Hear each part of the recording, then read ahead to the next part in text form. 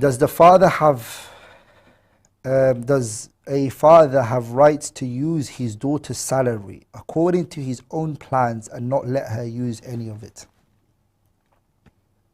That's a tricky one, in the sense where it's not a good thing, without a doubt, that a father takes away the wealth of his daughter.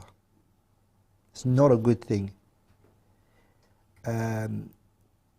Because what it does, and I've seen it happen a lot of the times, is that when that child starts to make money, if he doesn't see his money growing, that child a lot of the times stops working.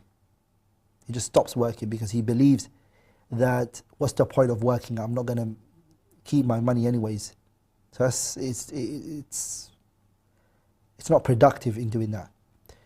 But there is a hadith of the Prophet ﷺ where he said, 𝗓𝗀𝗵𝗁 لأبوك. The Prophet said to the man, you and your wealth is owned by your father.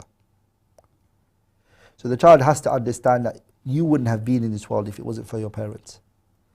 And the Prophet did say to that person, the Sahabi, that you and your wealth is owned by your father. And I know, I personally understand that your parents, the relationship a child has when he grows older can sometimes be tricky. Some parents are hard to understand the way that they are towards their children. Very complicated. Very complicated. They just want to take the money and take it and take it and take it. And sometimes they have little empathy towards the child.